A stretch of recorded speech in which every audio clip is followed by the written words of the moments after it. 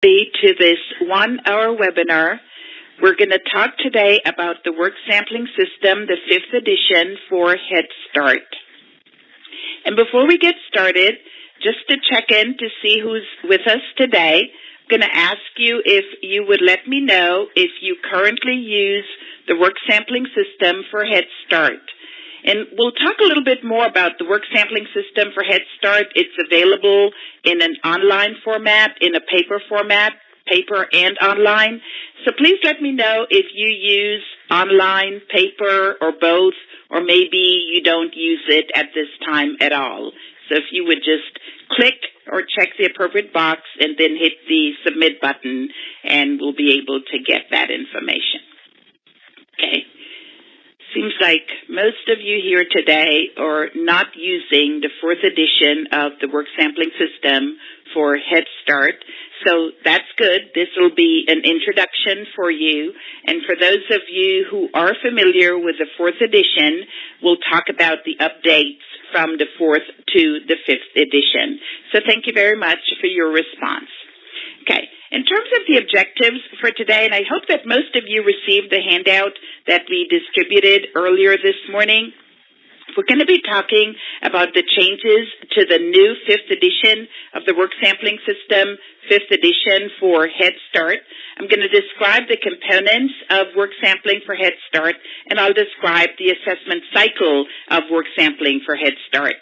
And some of you may have attended some of the webinars we've presented, an overview of the 5th edition of the work sampling system, and you'll recognize some similarities between the work sampling system for Head Start and the work sampling system that we use in other programs. So let me get started by providing just a brief overview of the work sampling system, 5th edition for Head Start. To start us off, I want to tell you a little bit about the authors of the work sampling system, including the work sampling system 5th edition for Head Start. The authors are listed here. Dr. Margot Dichtel-Miller, who's a professor at Eastern Michigan University in the Department of Teacher Education, and she specializes in early childhood assessment. I think you'll notice for all of these authors that their focus is early childhood assessment. Judy Jablon is a nationally recognized educator, and she's an author with more than 30 years of experience in early childhood and primary education. And Dot Marsden is a nationally known early childhood educator. She's a trainer, and she's developed assessments for preschool and school-age children. And many of you are probably familiar with Dr. Sam Eisels, who's a leading authority on the assessment of young children. And you might have read some of his published articles. He's published nearly 200 research articles. He's published books and monographs and assessments. And he's certainly one of the co-authors of the work sampling system, but he's also one of the co-authors of the early screening inventory and the ounce scale. So I think what you'll notice is when we talk about the content of the work sampling system, 5th edition for Head Start, you'll notice that early childhood background that the authors brought to the development of the assessment. So let's take a look then at the work sampling system, 5th edition for Head Start, and think a little bit about what that assessment actually is. The work sampling system is the work sampling system for Head Start, because the work sampling system is a little different. The work sampling system for Head Start is used with children ages 3 and 4, and it is considered to be classroom-based. It's observational in nature, and it is a performance assessment. So essentially, as a teacher, what you'd be able to do is to observe children as the children are engaging in your typical classroom activities, and your goal is to understand what the children know and what the children can do with respect to specific instructional goals and objectives. So you're thinking about the assessment is being part of your typical classroom activity, that the observational component will provide you with the information that you need to monitor and track children's progress in terms of their ability to develop and perform the specific skills that are identified in your curricula. When you think about the purpose of the work sampling system, 5th edition for Head Start, we should start out by saying that the work sampling system is considered to be an authentic performance assessment.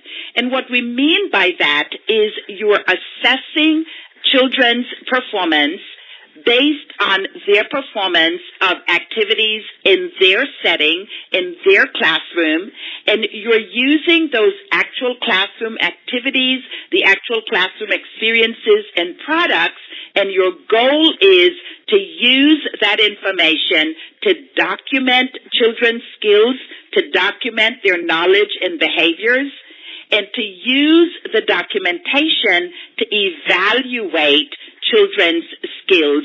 And there are specific skills, of course, that we expect children to be learning depending on their grade level. So if you're working with a Head Start classroom with 3-year-olds, for example, there are specific skills that you're teaching, there is a curriculum that you're using, and you are using their performance on these actual classroom activities to document and evaluate the extent to which they're mastering the skills, the knowledge, and the behaviors. So you're thinking about the work sampling system as an assessment that you will be using as children are maybe, I'm not sure what they're doing in your classroom, but maybe they're writing in journals, maybe they're constructing with blocks, maybe they're using paints to show you that they know the different colors, for example. Maybe they're doing experiments. So you're looking at those actual classroom activities in which children are routinely engaged, and you're using that information to determine whether or not they're on track in terms of the skills that you expect them to learn.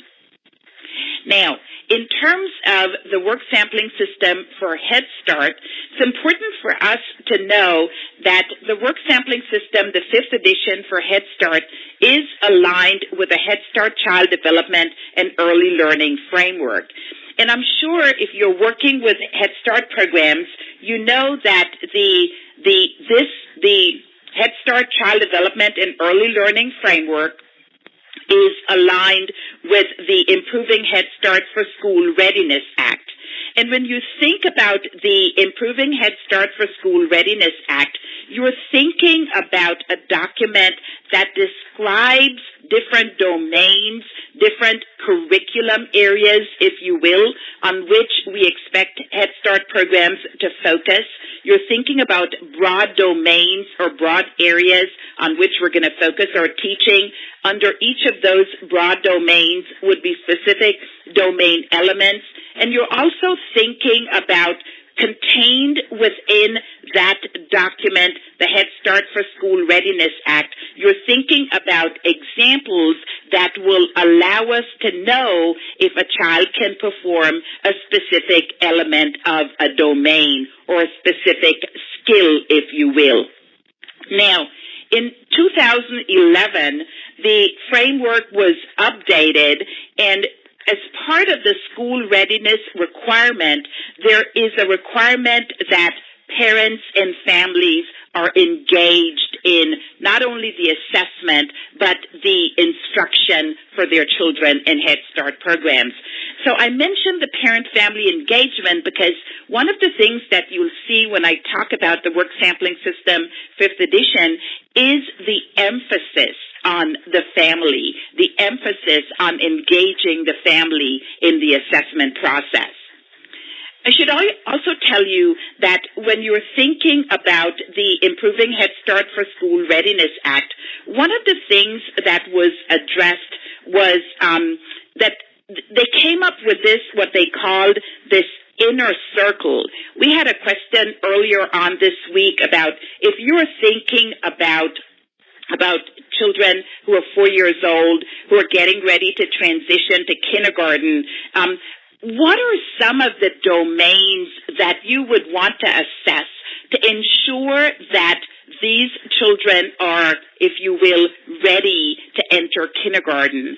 So if you think about school readiness components and some of the domains that you would want to make sure you're assessing with respect to school readiness, certainly those are domains that were identified by the Head Start Child Development and Early Learning Framework. And I'll show you what those are here in a second. But there are 5 essential domains, and those theoretically are the domains that provide the underpinnings of school readiness. And way back, I think it was maybe in 2000, the National Education Goals Panel described different domains that are important when you're thinking about school readiness. So we'll take a look at the domains that are included in the work sampling system and the extent to which you will be able to get the information described by those 5 key school readiness domains as well. I'll come back to that in a second. One of the things, once we publish the 5th edition of the work sampling system for Head Start, in one of the appendices in the manual, we will include the link between the work sampling system and the Head Start Child Development and Early Learning Framework. And I mentioned that the Head Start Child Development and Early Learning Framework includes several domains, and those are also included in the work sampling system.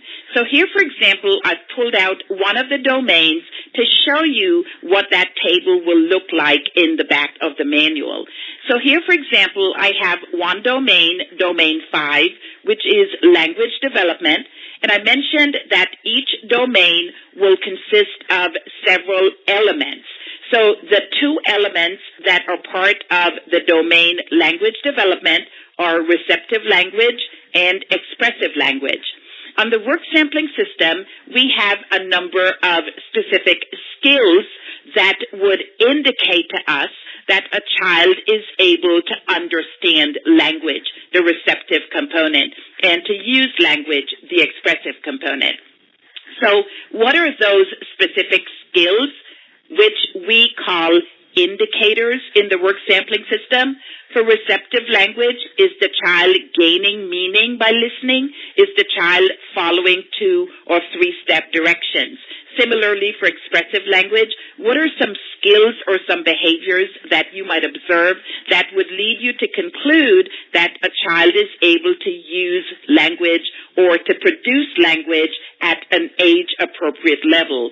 Are you able to speak clearly enough to be understood without contextual clues? Well, that would be my expectation for a 4-year-old. Notice the age 4 up here under work sampling system indicators. Am I following rules for conversation? Am I using an expanded vocabulary for a variety of purposes?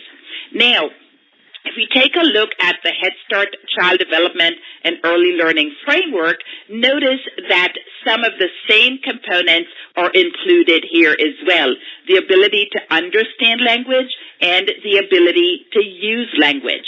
And then what are some specific examples or some specific behaviors that would lead you to draw a conclusion about a child's ability to understand language?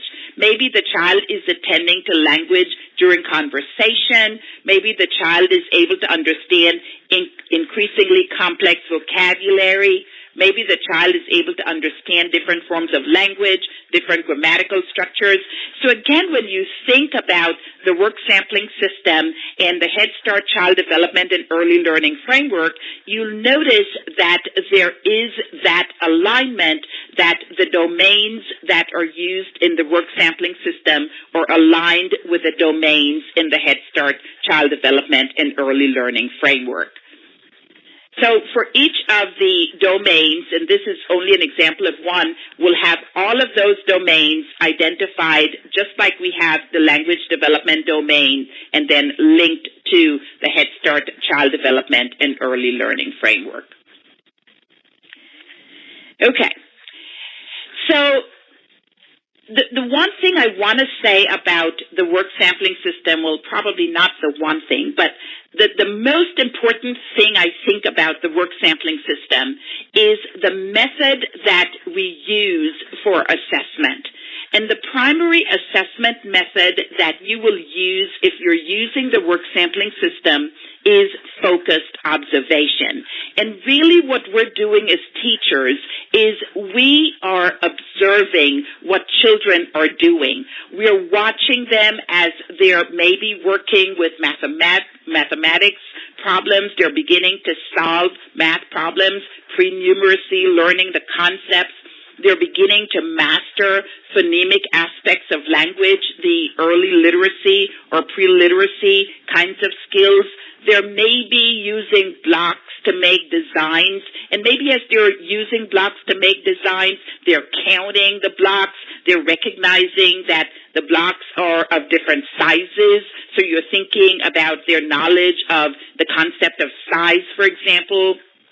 Maybe they're engaging in scientific experimentation, such as these children are doing here. They're looking at little caterpillars. You could see a little caterpillar in here. So what are some of the things that you're doing in your classroom on a daily basis that will allow you to maybe document your observations and then use those observations later to evaluate children's performance of specific skills? So it seems like we've talked about several things. You want children to demonstrate skills, and that's an important component. So what are those skills, and how do you know what skills you should reasonably expect a 3- or 4-year-old to be able to perform, for example? So I want to talk more about those by looking at the components of the work sampling system, the 5th edition. So there are 2 major components to the work sampling system. And those 2 major components are developmental guidelines and developmental checklists. And I think the term developmental indicates that our expectations will depend on the developmental level of the child with whom we're working. So you will expect to see changes in terms of what you would reasonably expect. So developmental guidelines and checklists are one of the major components of the work sampling system, 5th edition for Head Start, and the second major component are the family reports. So I want to say something about each of these components in more detail, but before I do, I want to use some of these bullets that I have here to capture the essence of the work sampling system. So here is the way work sampling works. I mentioned probably that the most important component of the work sampling system would be that we're looking at focused observation. So essentially what we'll be doing as teachers is we will be observing, which means that we're watching and we're listening with intention, and we are documenting what we're seeing, what we're hearing. We're also collecting work samples, other sources of information, and we're collecting the information because what we want to know is whether or not children are able to perform on specific indicators, whether or not they're able to perform specific skills in 11 different domains, and those are areas that have been identified by the Head Start Child Development and Early Learning Framework that we know are important for young children. And what we'll do is we'll take all of the observational information and we'll be observing for these indicators. We'll evaluate the information and then formally rate the child's performance on these indicators 3 times per year. So that, in a nutshell, is the work sampling system, the 5th edition for Head Start. So now you probably want to know, well, what are these 11 domains, and how do you collect the observational information? What do the developmental guidelines and checklists tell you, and what does the family report look like? So let's take a look at those components then.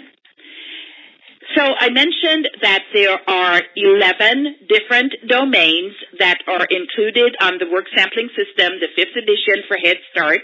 If you are using the 4th edition of the work sampling system for Head Start, you'll recognize the first 10 domains: physical development and health, social and emotional development, approaches to learning, logic and reasoning, language development, literacy knowledge and skills, math and science knowledge and skills, social studies knowledge and skills, and creative arts.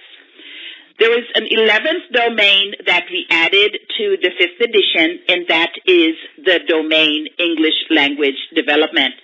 And that shouldn't surprise you. If you work with English language learners, you know that there are in our schools, and of course it depends on the part of the country in which you are located, but approximately 10% of public school students are English language learners. And certainly if you are in the western part of the U.S., you probably have the highest percentage of English language learners. So it's really important for us to be able to understand their level of understanding if they are English language learners when we're presenting instructions in English, for example, to what extent are they able to understand those instructions. I mentioned that there are 5 different domains that were identified as those school readiness domains, and I want to point out what those domains are because you'll probably hear about those. I think we talk about them over and over, especially with respect to school readiness. Certainly physical development and health is an important component. Physical development includes the output component, the component that allows you to respond, the motor component. So you're thinking about fine and gross motor skills included under physical development and health. Certainly social and emotional development is an important component. We know that foundational to performance of academic tasks is the ability to sit quietly, to listen attentively, to follow directions. Approaches to learning is important. How confident do I feel? Can I start a task and see it through to its completion? And then the other component is cognition and general knowledge, which in the work sampling system is identified as logic and reasoning. And the 5th component is language and literacy. And notice in the work sampling system, there are 2 separate domains, one domain for language development and a separate domain for literacy knowledge and skills. So if you're thinking about the 5 domains, the 5 essential domains that are the underpinnings of school readiness according to the National Education Goals Panel, certainly they're included with the 5th edition of the work sampling system as well. So just to capture this maybe in a picture for you, you're thinking about the work sampling system as including 11 domains, each domain consisting of different elements or different subsections, if you will. For language development, we've already looked at the 2 elements, receptive and expressive. And then under the performance indicators, you're thinking about performance indicators as the skills or the behaviors that you are focused on when in your observation as well as in your teaching, because you will be introducing activities in your classroom that will allow children to develop the ability to follow 2-step directions, 3-step directions, 4-step directions, multi-step directions. So when you look at the performance indicators, you think about those as forming the basis for the instruction in your classroom, and what you are assessing would be exactly what it is that you expect children to learn based on your instruction. So think about the domain elements, as well as the performance indicators. And we'll capture each of these components both in the developmental guidelines as well as in the developmental checklist to which I referred earlier. So the developmental guidelines, and there will be a separate set of developmental guidelines for children ages 3 and for children ages 4. Your developmental guidelines will pretty much tell you what you should reasonably expect a 3-year-old or 4-year-old to learn each year in each of the 11 domains. So what do you expect a 3-year-old to learn with respect to language development, with respect to literacy, with respect to math and science and social studies, for example? So we'll have included in the developmental guidelines each performance indicator, and we'll tell you what the rationale is for including that performance indicator. And the rationale, of course, is going to be based on developmental expectations, what you would expect the typical 3 or 4-year-old to be able to do. In addition, we'll provide you with several examples, and those are theoretically behaviors that you would see in your classroom that would lead you to a conclusion about the child's ability to perform a specific skill. So if you think about the rationale and the examples, and I'll show you an example of both of these here in a second, but the rationale will tell you why that performance indicator is significant for a child of a certain age. It will essentially tell you what your reasonable expectations are for students of that age. So here is an example from the 3-year-old developmental guidelines, or the developmental guidelines for 3-year-old children in Head Start programs. And sometimes what you'll see when we identify the different performance indicators, which is they're always represented by a numeral, in this case, numeral 2, you'd see us refer to this as that symbol, the Roman numeral 5, the capital letter B, and then the numeral 2.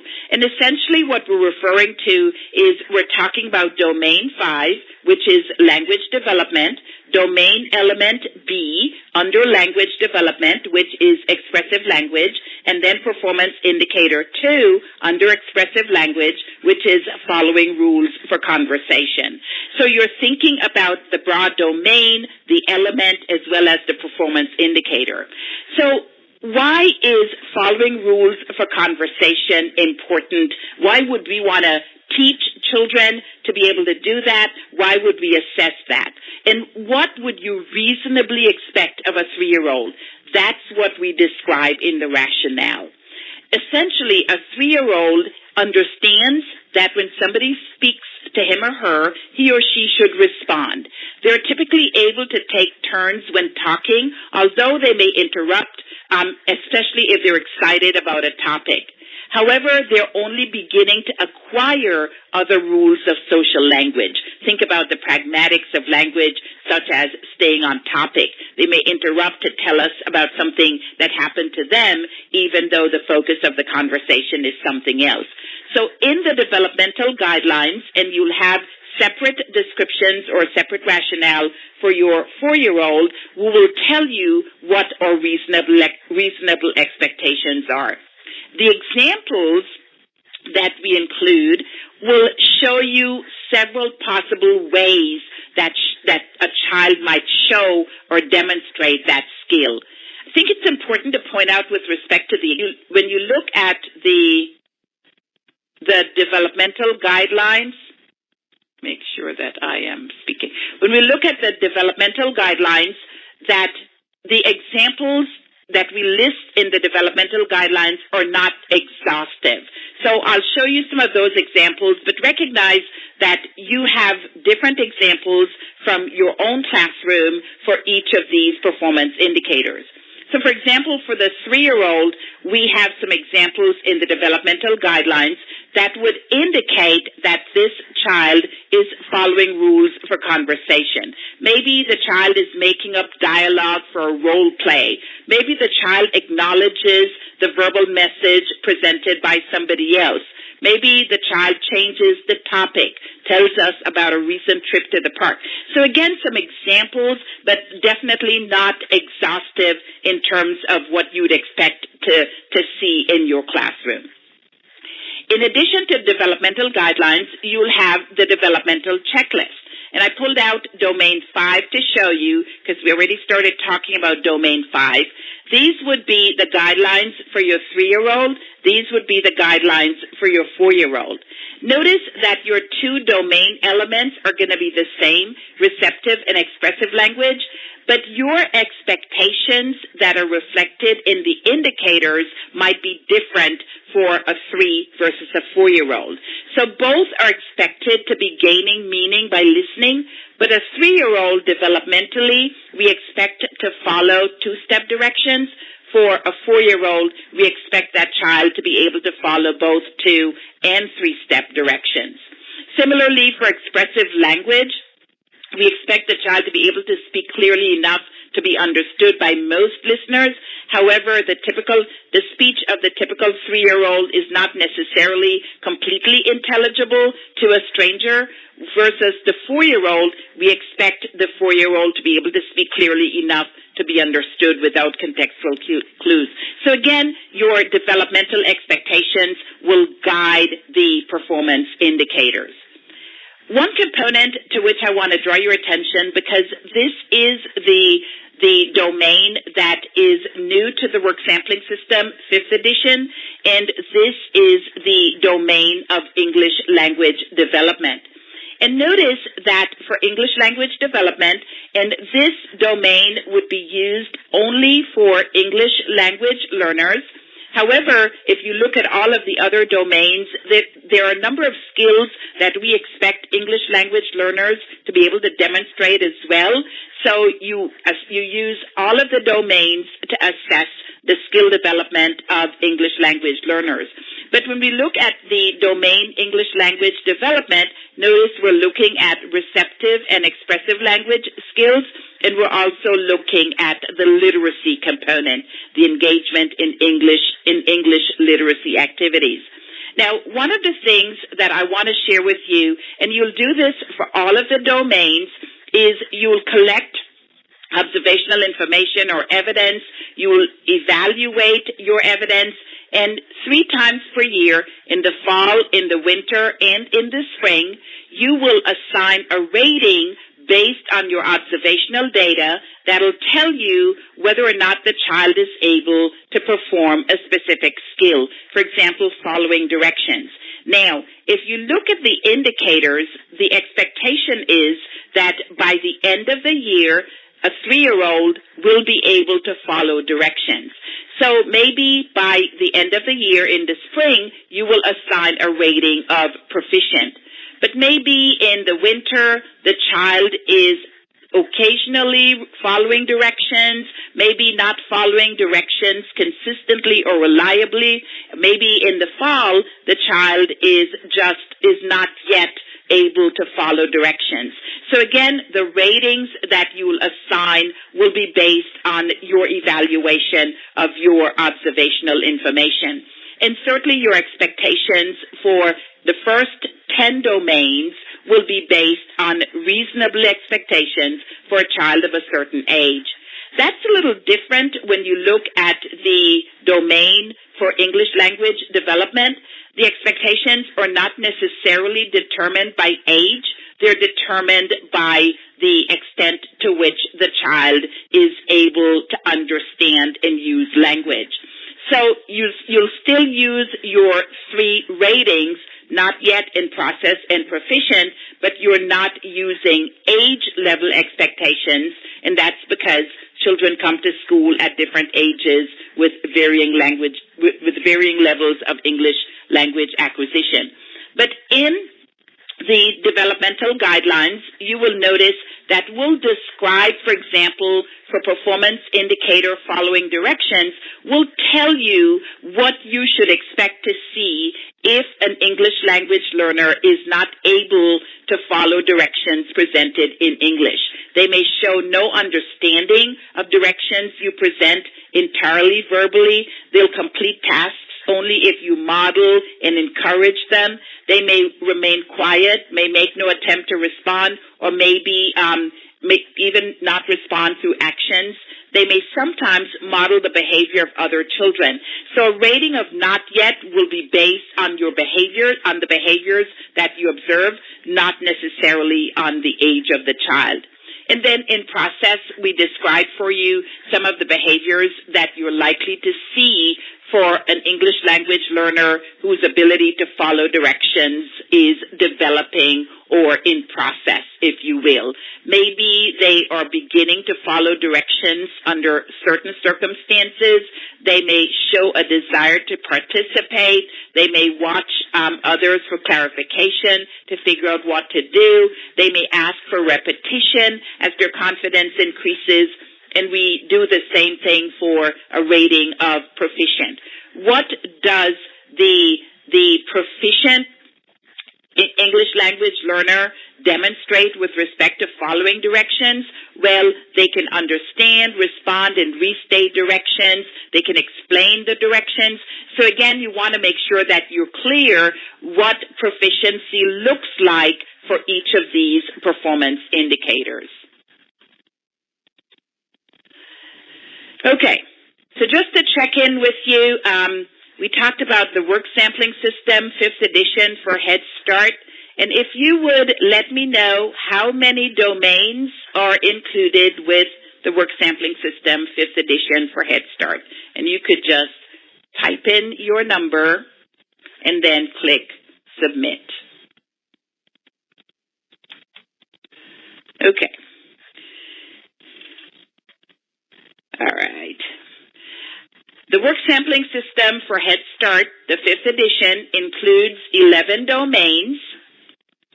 And I mentioned that there are 5 domains that were identified by the Head Start Child Development and Early Learning Framework as forming the foundation for the school readiness component. But there are 11 broad domains that make up the work sampling system 5th edition. Okay. Alrighty. So I mentioned the developmental guidelines, developmental checklists, and the other major component of the work sampling system is a family report. I mentioned family and parent engagement is absolutely vital when you're thinking about effective instruction for children, and certainly it's identified as an important component by the Head Start Child Development and Early Learning Framework. The family report is going to be the form that you will complete in order to provide information about a child's performance as well as progress to families and administrators. So I'll show you an example of what that looks like. It includes ratings as well as written teacher and family comments. So here is what the family report looks like. And this is, notice, our 11 domains. Domain 11 is really the domain that you will not use for every child in your program. You'll use that domain for English language learners only. So for every child, you'll be using 10 domains, or maybe the domains that you identify. You don't necessarily, not every program uses every single domain necessarily, but certainly the domain 11 is for ELL learners, English language learners only. So you'll notice here that we'll look at each of the domains, each of the elements included in the domain. For example, we looked at language development, receptive and expressive, and look at performance as well as progress. So just to take a look at how you would interpret this, the performance ratings will allow you to describe this child's current performance to national standards for children that age. And if the child's current performance meets expectations for this age, you will assign a rating of as expected. If the child's performance does not meet expectations, you will say the child's performance needs development. But in addition to performance, which compares the child's performance to that of others his or her age, you can assign a rating for progress. So even if my performance doesn't meet expectations for my age, you may be able to demonstrate that I showed significant improvement on a specific domain element from the fall rating to the winter rating. So if my growth is as expected or is appropriate, you would rate that as expected. If my growth is below expected levels, you will assign a rating of not as expected. So let me go to the assessment cycle. I think when the authors revised the work sampling system, the most important part of the revision entailed updating the guidelines and the checklist to align with current research and standards. I talked about the alignment with the Head Start Child Development and Early Learning Framework. However, the authors also reconceptualized the most efficient use of this system as part of an assessment cycle. So I want to take a look at that assessment cycle now. And the assessment cycle is a cycle that begins with asking questions. Whenever you're conducting any assessment, the first question that you want to ask is, what exactly is it that I want to assess? What exactly is it that I want to know? So the assessment cycle begins with asking questions, followed by collecting evidence, and the evidence should typically provide the answers to the questions that you raised in step one. Once you collect the evidence, you'll interpret the evidence, and you'll use the evidence. You'll take action to inform your instructional practices. So I want to take a look at each of these components of the cycle, beginning with asking questions. But before I do that, I want to take a look at the timeline as it relates to the assessment cycle. So you are going to be continually asking questions, collecting and interpreting evidence, and taking action. And before you get started with the assessment cycle, you want to make sure that you are familiar with developmental expectations. What can you reasonably expect from the children in your classroom?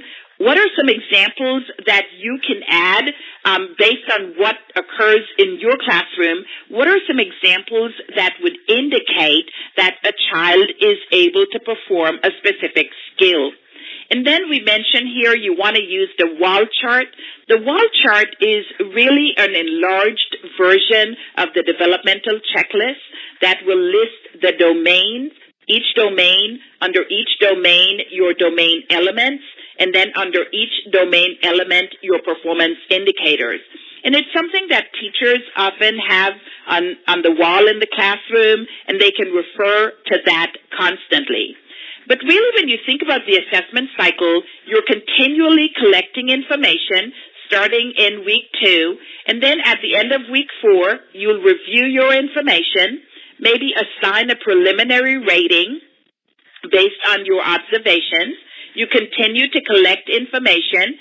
After week 7, again, review the information, assign a preliminary rating, and then at the end of week 9, review all of your data, all of your evidence, and assign a final rating to the indicators on which you focus for that reporting period.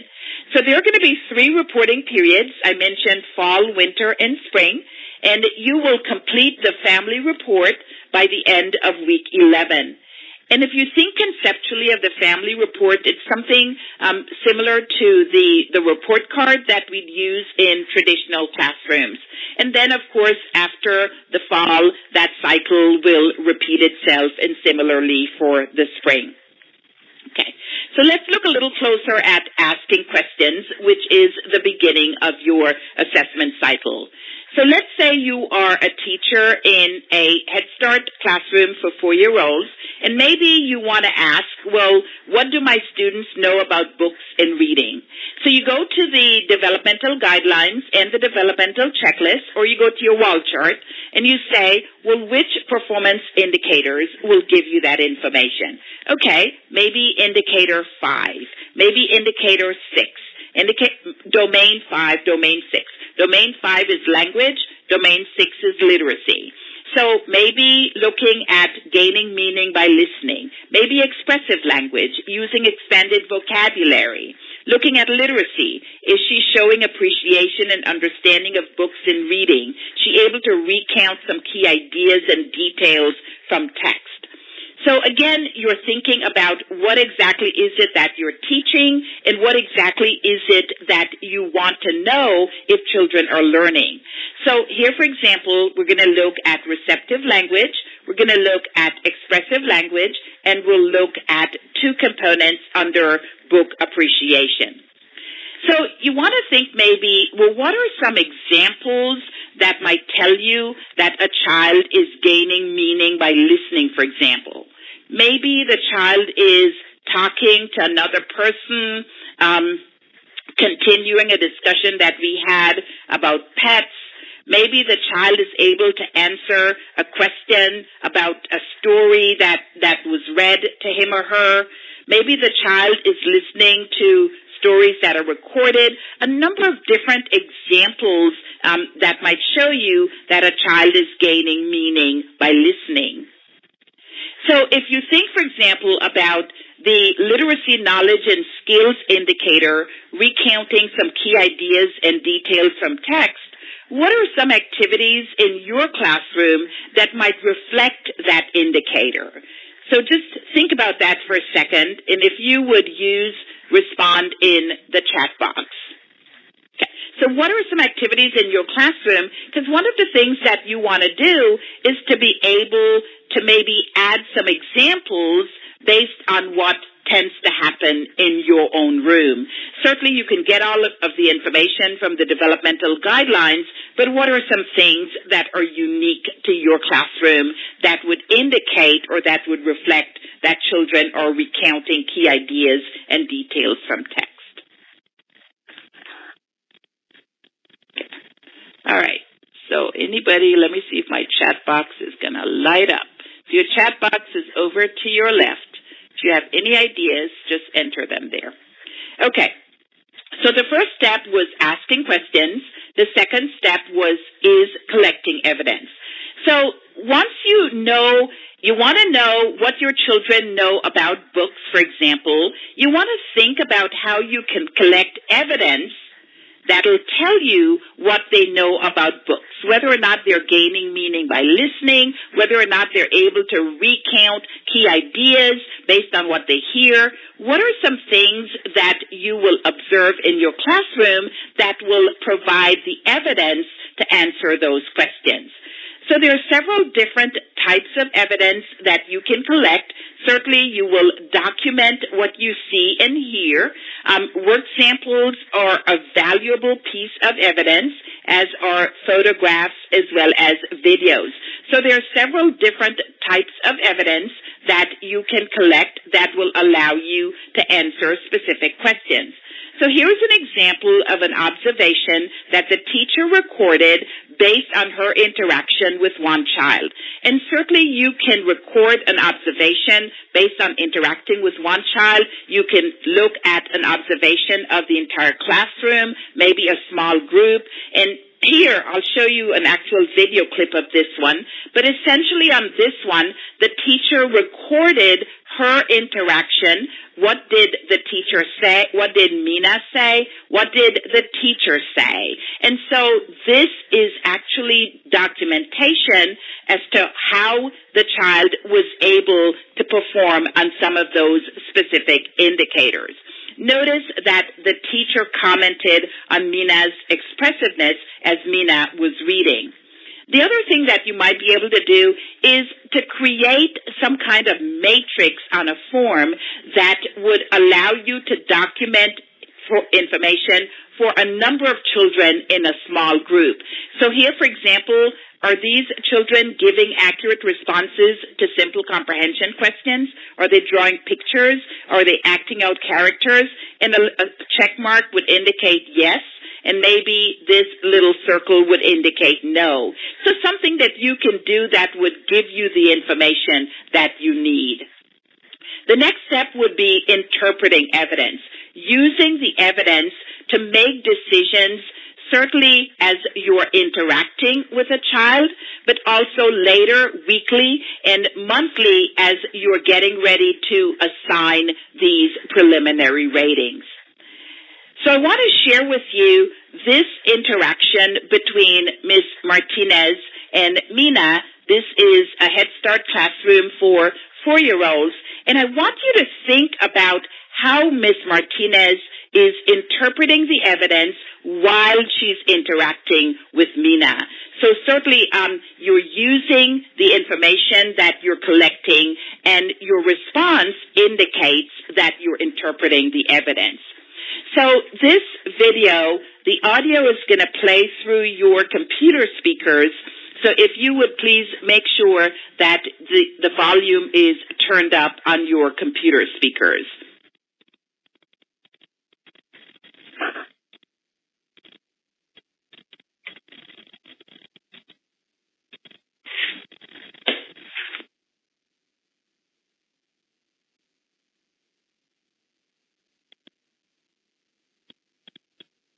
So Mina, can you tell me what the name of this book is? Pearson. And how do you know that? Because I read it a long time. Yeah? Okay, so you want to read this story to me? Okay. Pearson was not much of a prince. He was not put away. Then Prince Cinder had to stay home. Works is down. He would stay by helping and watching. Prince Cinders got big and hairy all the way. Rats, said the fairy. When they Now what's happening here? he turned into a big hairy monkey. Is that the spell that she's supposed to use? Is he supposed to be a big, fat, hairy gorilla? I noticed that when you said rats, you use expression when you said that word. So I'm writing that you used expression when you were reading the story. You're acting like a storyteller. And so a lot of times when we read stories, we show expression in our voice to show something is exciting. And that's what you did. He got into in a big mirror. He looked like a big prince, but he's really a big hairy monkey. Prince Cinder was so certain he ran out of his rod. And Prince Cinder... You know, Mina, I noticed that you're pointing to the words that you recognize. Okay. That's like being a good reader. She turned into House Fairy and the stepsister, and then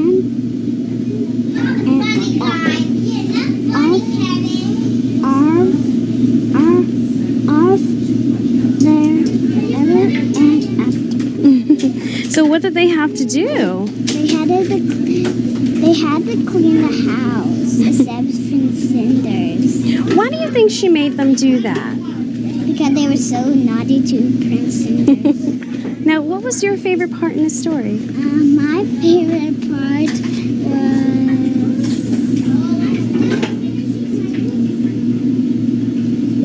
this part. And what happened here? The fairy godmother turned the Prince Cinder into a big hairy monkey. Yeah. My favorite part is at the very end of this story when she taught the three brothers a lesson and she turned them into house fairies and made them clean up. Because you remember in the beginning of the story, Prince Cinders had to sit at home and clean all day. But now the brothers had to. Yeah. Do you think that's a good lesson? Yeah. I do too.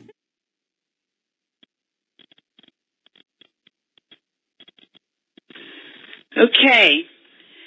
So I think you notice Ms. Martinez interpreting the evidence while she was interacting with Mina, certainly commenting on the expression in her voice, the prosody, asking her questions that would indicate that she's trying to get some additional information with respect to the indicators. So when you think about the interpretation of the evidence, certainly you're interpreting the evidence during the interaction or while interacting with a child, and then you may use work samples to interpret, to get some additional information. What does this drawing here tell you about her understanding of the story, but maybe also about her fine motor abilities? So again, think about the interpretation of the evidence as not only during, think about the interpretation of the evidence not only while interacting with the child, but then after the interaction is complete. And you do that by linking your observation to different performance indicators that are on your developmental checklist. So here, for example, based on this observation, the teacher links this observation to specific performance indicators. The teacher says that Mina was able to interact easily with familiar adults. That would be your domain 2, your domain element A, your performance indicator 2. She was showing eagerness and curiosity as a learner. The approaches to learning domain. She was gaining meaning by listening. She was speaking clearly. She was following rules for conversation, that give and take of conversation. She was demonstrating phonological awareness, and then maybe down here, domain 10, social studies. So again, you're constantly interpreting the evidence to make sure that the child is in fact mastering skills. And if the child isn't mastering skills, you want to make sure that you take action. Maybe that you take action on the spot. Maybe you need to correct something immediately. Maybe you realize, based on your observation information and your interpretation of the information, that you need to adapt your schedule or your instruction or your lesson plans for the following week. And then finally, you will review the evidence to rate performance on the indicators. And the performance on the indicators, I mentioned the ratings of not yet, in process, and proficient. These are the ratings that are part of the paper form of the work sampling system. Proficient, if the evidence you have matches the description in the rationale and the examples, the child consistently, reliably performs that skill. In process, if the evidence shows that the child's skills in this area are emerging, and not yet if the evidence shows that the child is attempting to do the skill, or maybe the child can't demonstrate the skill. There are 2 additional ratings that are included in the online system. Did not observe, maybe the child missed many days, or not applicable if you have yet to teach the indicator. And I want to show you some examples of the let's see, where do I have this? Okay, I'm trying to scoot forward here a little bit so I can meet my little timeline. I want to just show you an example of the family report. You will be able to use the family report in paper form, or you can use the family report as part of the online system. And this would be the standard family report, where you would have your ratings for performance as well as progress for each of your 10 or 11 domains, depending on the child. And notice here for Miguel, his performance is rated as expected. His progress is rated as expected. And then down at the bottom, you'll have a space for the teacher to write comments, and then for you to include comments from the family, and then also for you to set goals. The narrative family report includes a narrative only does not include the ratings, but again, down at the bottom, you'll have a section to include comments from the family. Again, when you think about assessments that you're using with Head Start programs, you want to make sure that that family component is captured, and we do that in the work sampling system for Head Start with our family reports, both the standard family report and the narrative family report. So just to summarize this for us, you will be planning, observing, recording. You'll be periodically reviewing your checklist. You'll be talking to your students about your expectations, your observations.